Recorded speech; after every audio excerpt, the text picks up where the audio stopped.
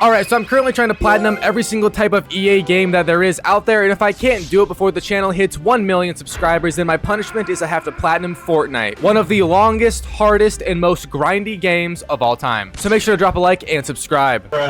Anyways, in today's video, I chose to platinum Battlefield 1, a very well-known game within the Battlefield series, and it has one of the best campaigns in any of the Battlefield games, from my knowledge. It's also the only Battlefield game, aside from 2042, may it rest in peace, that I have previously played in my gaming history of past played games. I love making simple sentences sound idiotic. But Battlefield 1 has a total of 32 trophies, including the platinum, making it a very small trophy list, but it spans across the campaign and online, both taking a considerable portion of the time required, and it's a bit of a challenge included within both. It took me 28 hours to finish, which is right on par with what the guide suggested, and by the end of it, I wanted to cry a little bit. So starting off today, before I jumped into any stages of the trophy guide, I instead just jumped into multiplayer to see if this game was still getting lobbies, considering it is quite old. And when this game first initially released, I was only 11 years old, so hopefully that makes you feel like time is flying by, because it is. But I ended up getting lobbies easily in the main or first mode that this game pushes, called Operations. And this mode has a trophy from winning it in itself. But it's also a special game mode that simulates real-life battles, and the game even gives you a little history lesson after every match. So I actually left today feeling quite smart. It's been a hot minute since I learned anything about this world that wasn't from Twitter, and that's also the reason I'm severely stupid. But I just wanted to see how good this game's servers were before diving into it, in case I would need to boost heavily. We were in the good timeline, however, so it was chill, and I instead left and then began stage 1. Finish the campaign on hard. Get all of the field manuals and try to complete most of the challenges inside of it. Battlefield 1's campaign features two types of collectibles, that being field manuals and then codex pages, which are acquired through completing its challenges. Now, most challenges are easy, or at least easy with a guide to help you. However, one of them is, let's just say I might have to extend my 13 reasons why document. And I'm not joking. But anyways, the Battlefield 1 campaign first begins within a mission line called Through Mud and Blood. And this is one of 6 stories this game's campaign follows, which is how it's structured. And these stories are, from what I know, historical fiction inside of real battles that occurred during the war in the time period. And the first one had us playing as Daniel Edwards, a former chauffeur driver turned tank operator, because the two are very similar and translate within seconds. And this story had us entirely in relation with this tank named Big Bess, because tanks were new in the time period and quote-unquote revolutionary. That is, until they got into a little bit of mud and completely fucking blew up, killing everyone inside of it. The first part of the story had us solely using the tank to move up on the Germans, and for the majority of this first chapter, you can't even exit the tank no matter how hard you try, which is quite funny. However, that would all change when we got hit by an artillery strike, and one of our boys that got sent out there to fix it ended up getting dropped by bullet fire, leaving us stranded and alone like always. But fixing the tank is done best outside of it, obviously, so this is actually good. And after fixing up the tank, however, you then get access to leave it, and driving it a bit more forwards, you end up making it to the first field manual of the game. So I hopped out, grabbed it, and then got the first trophy of the game as well from acquiring one field manual in the campaign. I then just kept on going, and this campaign, even on hard mode, for the most part, isn't too bad. There was a few sections later, especially with stealth, that got very annoying to do. But in addition to that difficulty, there also isn't a surplus of trophies gotten within the campaign, aside from just finishing the differing stories. So that's a bit unfortunate, but it's alright. Oh my god! The first chapter then ended off once we drove into this big-ass mud puddle and got stuck. Then an orgy outside began, trying to move inside to us, and we were not having it. So the leader of our platoon told us to send the airstrike pigeon out, which calls an airstrike onto our current coordinates. And then you quite literally fly a fucking pigeon. I knew birds weren't real. Also, side note, I didn't understand that I had like complete control of the pigeon, so I almost failed flying it, which would have been tragic. But it would end up arriving at its destination, and then this robotic commander read off the notes, and the little war slaves then sent off bombs to our direction. Miraculously, everyone but us died. Cap. That's just so much cap, bro. Be real. Anyways, then the next chapter began, and this one had us going through a forest with the tank because we are deep in enemy lines now. However, due to a fog in the forest, we got sent out on foot, and we had to scout 3 different camps full of enemies before Big Bess could come over. Apparently, they trust us more than the tank, and honestly, that's understandable. I wouldn't trust a tank made in the early 1900s more than I trust a woman on a girl's trip, if you know what I'm saying. But the chapter ended off with a giant battle against multiple enemy tanks in the open area, and I actually shot the last one with the anti-tank rifle, blowing it up as I also got blown to bits. For some reason, that finished the combat section off, and once I respawned, I won. They didn't have instant play review back then neither, I guess. But that led us into the next chapter with another cutscene, and it's now nighttime along with it being stealth time, because our poor tank has been getting abused like it's the 1900s household structure.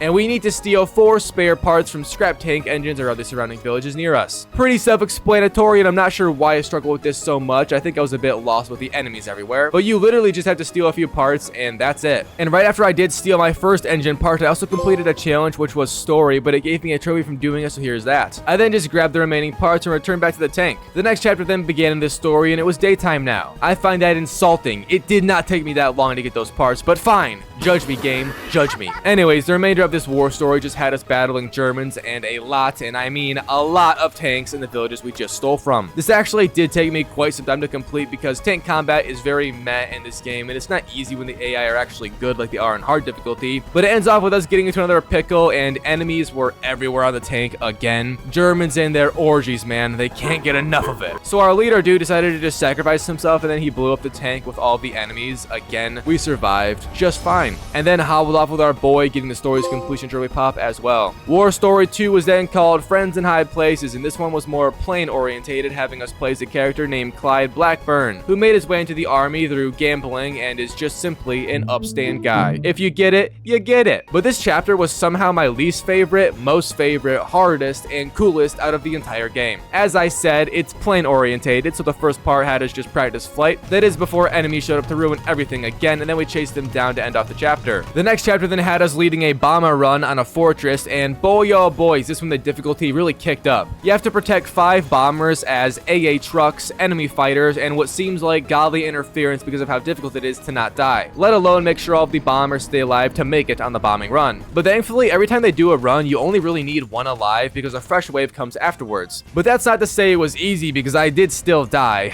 numerous times to the point where I began to understand why so many planes crash nowadays. This shit's hard, man, don't judge. But once the bombing run was finished, we would end up taking a hit and crashing for real this time, ending up inside of no man's land. It was also nighttime, so from the time we got shot down midday to the time we crashed, hours passed, and we somehow didn't die or get caught. Plot armor is so real in this game, and I love it. I truly feel special inside, and not the short bus kind. But this chapter was almost entirely about stealthing, considering we are literally in enemy lines, and alerting anybody usually resulted in me dying. This also led to me getting 10 kills with melee weapons in the campaign that trophy pop called Up Close and Personal. But after making it through the no man's land trenches, we spotted our plane because apparently we ended up outside of it at some point, and now I'm even more impressed upon our survival. But our boy was still there, who has been our gunner and flight partner. We then picked him up over our shoulders and had to run back across this wasteland to get to our side and save him. However, if you see someone running at you through no man's land at night, it's generally acceptable to just f***ing shoot them, which is why we had to take it slow and avoid spotlights to make it over safely. This wasn't that hard, thankfully, and I did it with ease. So we saved the day, and it was all fun, but then word got out to the leading commander here that we are not supposed to be in the military, let alone the position we have, and poor Clyde got put on arrest within the military. The following day, though, as we were literally chained up, an all-out surprise attack began, and our boy came to the rescue, freeing us, and then had us fly away with him to attack the enemies. Now, this is when the final chapter of the story also did begin, and my god, it was so much fun to do.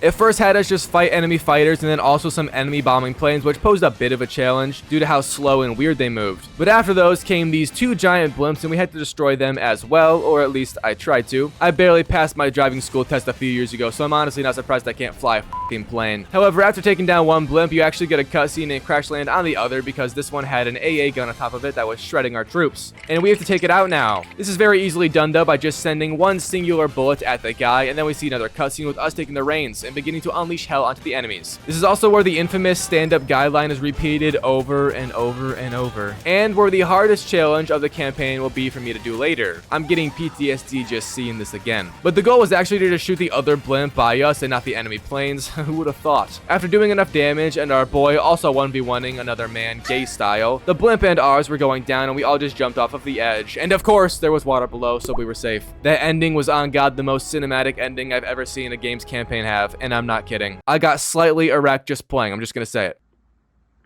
But here's that story's trophy because it is unfortunately over. Now, the next war story was the shortest in the game, but also a bit challenging because it was like 99% just straight up combat. You basically play as this dude trying to save his best friend or brother, maybe gay lover. I don't totally remember that well, but you got to wear a giant armor suit, and it felt like I was playing Fallout for a hot minute. However, I didn't get any trophies within it besides the one from completing the story in general. Overall, we killed a lot of people and we didn't save our boy, but it's honestly a great representation of what war is like. You do so much pain for usually nothing in the end besides besides more pain. Hashtag world peace, and here's the trophy pop. The following war story also didn't have any trophies gotten within it besides the completion one, but this story was actually quite fun and emotional. Yet again though, they are all pretty much filled with emotion, which is something Ubisoft games are void of. Daily Ubisoft Stray has been completed. We are good. Let's continue.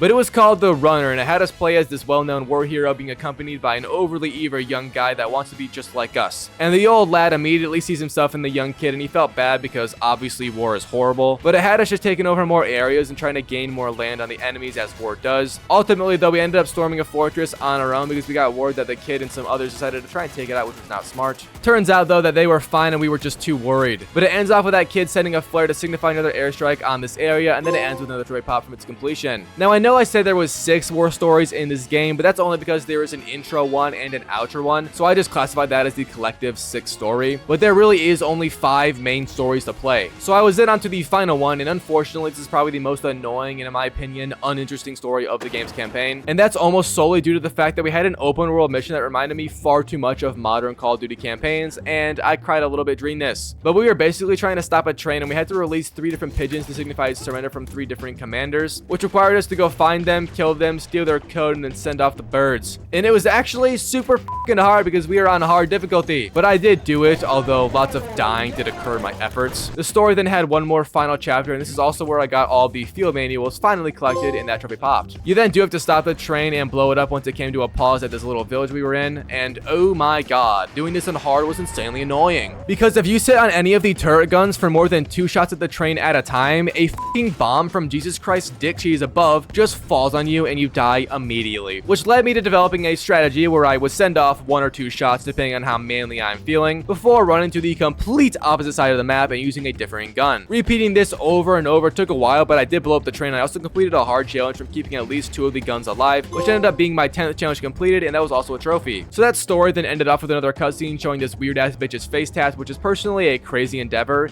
and if we hit 1 million subs by tomorrow, I'll get the same tattoo. But here's the War Stories trophy. I then had to watch this little outro from the Battle 1 developers, and it was basically just a little montage over all the characters' stories together. It looked badass, made me feel like a real man, and had 10 out of 10 editing, visuals, everything. Also, the trophy from beating the campaign popped afterwards with the hard mode trophy along with it, obviously. So now the trophy guide says to go do online, but I found that to be a silly request because the campaign is still sitting over here unfinished in terms of trophies. Which is why I then jumped to stage 3, the campaign cleanup. And the first thing I did before going after, really the only goal here, was to do all of the challenges. I instead got all of the easy trophies that I missed. First being called Mightier Than the Shovel from finding this sword just left in a random building and then killing an enemy with it. Very easy, and here's the trophy pop. I then just got 5 kills using dynamite on enemies, which I didn't do because hard mode was not so easy to just throw dynamite down, but here it is once I did try it on easy. And finally, I then had to replay that officer killing chapter in the final story, and this trophy honestly should have been done in my hard mode playthrough because that would have made it so much easier to do with me not getting seen, but it's from meleeing all 3 officers, and I basically just ran in, hit them with my sickle or whatever, and then ran away, getting the trophy pop upon the 3rd one, getting railed guy style. Now that is unfortunately all of the trophies in the campaign besides the challenge trophies, and I'm not going to go through every single challenge because most of them are boring or just not that hard, but I am going to highlight the hardest ones in each story. In the first war story, the hardest challenge is actually on the very first chapter called German Anti-Tank Tactics, requiring us to destroy all of the field guns in the chapter. And it's hard because there's a lot of field guns, but they also sometimes do not have people on them, making it not obvious that we had to shoot them. And nearing the end of the chapter, there's a few by this house with explosives all around it, and with explosives actually by the field guns. And accidentally shooting such explosives will also result in them, well, blowing up everything and not counting as we destroyed the field gun. And to make this even harder, if you die or reset checkpoint at all, you avoid the challenge and have to complete it again. However, after a few runs and with the help of a video guide from PS5 Trophies, I did do it, and then got the trophy from all challenges after completing the rest, which weren't that bad. So on the next chapter, which was the flying chapter, the hardest challenge here is obviously and agreed upon by everyone, the challenge where you have to kill 10 enemies in 30 seconds using the AA gun atop the blimp at the very end of the chapter, meaning you have to play through and do everything else, then you get to suffer even more. Now this challenge is insanely hard, and at first, or for the majority of my time, I was just lost because I hadn't even got close to 10 kills, and I was also missing like crazy because my aim is poopy dog water whenever I first play a new game. And it's kind of funny because I play so many different types of games on this channel, and once I get somewhat good at them to the point where I'm confident in my skill level with whatever certain game it is, I usually end up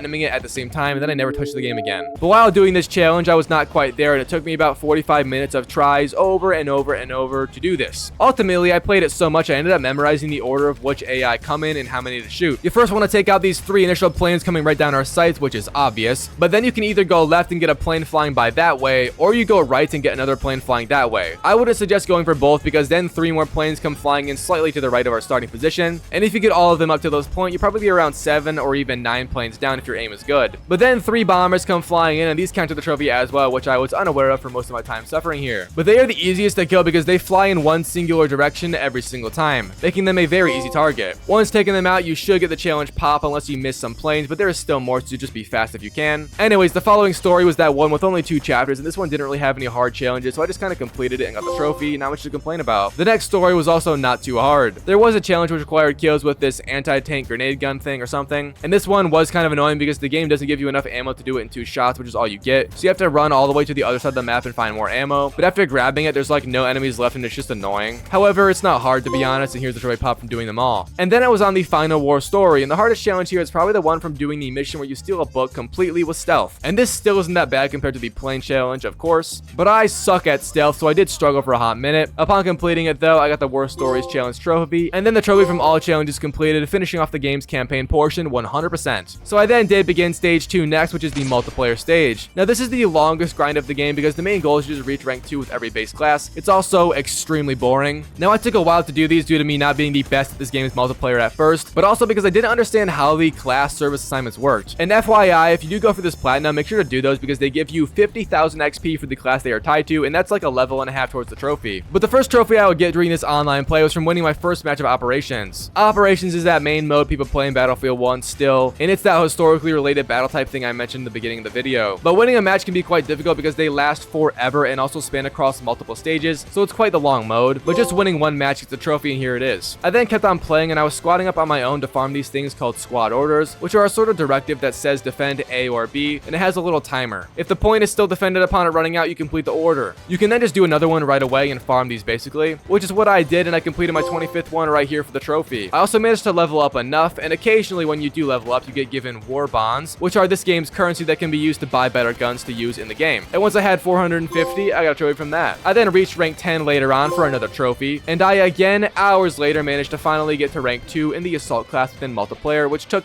forever, and I was not excited at all to go do that 3 more times, but it must be done. The next trophy I'll get was thankfully not from just a rank 2 class, but from being a scout, which was the next one I grinded, and getting a bolt action rifle kill on an enemy scout in multiplayer. It's very easy to do this, and this pretty much just means you have to snipe another sniper. So here it is once I did do that. Unfortunately, however, the remainder of my time and trophies in this game were all 100% just from getting rank 2 in each class and rank 1 in all classes. And I first did this with the scout and then with the medic. I then reached rank 1 with the support class, which got me that rank 1 with all classes trophy. And only a short while later, thanks to a service assignment I completed, I reached rank 2 with the support class, which was the final trophy in the game, and the platinum trophy popped right along with it. So that was the Battlefield 1 platinum trophy experience. Overall, I think the game is great. Battlefield 1 really represents what a Battlefield game should be like, and it has the absolute best war feeling game when it comes to Battlefield that I've seen so far. But I do have numerous more Battlefield games to do, and if you guys would like to assist me in getting some lobbies on a few of the more dead games, then please join my Discord link below. I'm very active there on what game I am going for, and if any assistance is needed, so it'll be very appreciated. But that's all for today. Thank you all for watching, and huge thanks for 900k. I know I already said it, but the support means the world to me. I love you all.